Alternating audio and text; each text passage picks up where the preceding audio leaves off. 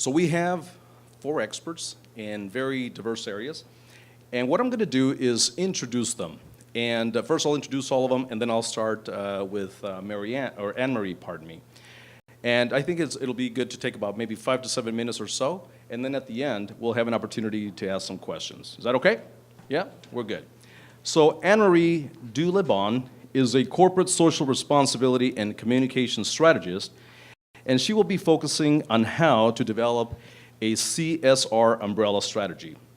Next, we have David Rosman, who already corrected me. He says, there are only 2 people who call me David, right? And I think one of them is his mother, and that's when she is angry at him. So from now on, we're going to go as Ross. He is the Chief Operating Officer of the San Diego-based Chicken of the Sea, who will share a few words on philanthropy and sustainability. And next, we have Diane Medina, good friend. She and I have known each other for about 15, 17 years. She is Vice President of Diversity and Community Relations at KABC TV, and her talk will center on diversity and community involvement.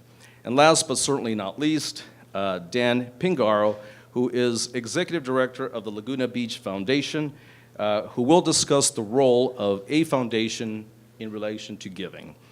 So now, let me formally introduce our first panelist. Annemarie LeBohn, in her role as a CSR strategist, her focus is to help organizations support social causes through donations, employee volunteering, and spreading the good word. Previous client experience includes the Disney-owned Anaheim Angels and Mighty Ducks.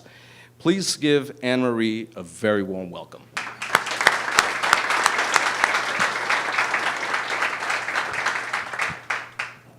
Go ahead. Okay. Take it away, Annemarie. Thank you. Thank you.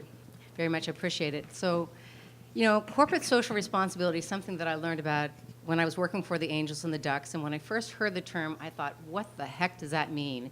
It didn't make any sense to me because through my years working there, I had done a lot of work with sponsorship, working with various types of marketing and advertising, but none of my clients ever talked about corporate social responsibility. And that was in 2000, the year 2000. So I decided to make it a mission because all I knew about it was that it made me feel good. I had sent a bunch of kids from WhatsApp skiing for the day, and during this event, I had gotten Oakley involved and Hot Dogger Tours donated a bus, and the ski resort donated a bunch of tickets and lessons, and the kids just had a good day, and I didn't think anything of it. But later, the kids sent me these thank you notes and these pictures, and I could see it was a life-altering moment for them. And at the same time, my friends over at Oakley called and said, hey, I didn't know that you had Mitsubishi and Burton snowboards involved, which I didn't. So I called both organizations, and it made sense for Burton. Burton's learning about, they're all talking about skiing and snowboarding, but I couldn't figure it out with Mitsubishi. And Mitsubishi said it's part of their corporate social responsibility. And I kept thinking, my gosh, here I'm working with the teams. I get to sit in the suite every night, or I sit in the broadcast booth. I was riding the corporate jet. Life was good. But I didn't feel as fulfilled as I did sending these kids from WhatsApp skiing. And in the essence of CSR, that's really the beauty of it, is that it just makes you feel good because you know that you are better, you're finding a way to improve somebody else's life, or you're doing something to improve the planet. And it's just a beautiful thing. And what I've learned over the last couple of years is when you're looking at your business, and a lot of companies think, oh, I don't want to toot my horn. I don't want to, brag about all the good things that they're doing. But they have to because you're in business to make money. You're not a nonprofit. So you have to find ways to leverage your resources that not only benefit your company, but also find a way to benefit the people and the planet. And so when I work with a company, I start looking at what are their goals. I would say, pick your top 3 goals. And is it risk management? Is it trying to find a way to reduce turnover? Is it a way to bring more public relations work to your company? Is it a way that you want to get innovative? Is it, do you need to increase sales? And just look at all the different elements of your business and what are your top 3 goals. And then look at all your resources and try to find ways where you can leverage your resources to not only benefit people on the planet, but again, profits. A great example I'm going to give you is one of my clients is TNG Real Estate. They have 4 locations in Orange County, about 400 agents, and it's the basic 80-20 rule. 20% of the agents do really well, 80% don't do really well. And as we're looking at their CSR strategy, he was saying, well, what can we do that benefits both organization and the people? So we came up with this. This is I've got samples down somewhere, but this is a simple door hanger that we created, tying around an event on paper shredding. Now, think about this. Paper shredding, it helps people reduce their waste. It also helps them reduce identity theft. But at the same time, to leverage it within the organization, we created what's called farming parties in the real estate sector. So we partnered up with the seasoned agents with the non-seasoned agents. And then we found farming areas that these non-seasoned agents needed to build a prospect list. And then we created the parties so both the non-seasoned agent and the other agent would get together and farm that area. And instead of talking about real estate, we talked about this free community paper shred event. And that gave a comfort zone and improved the sales for the agents that didn't really know how to go out and farm a place.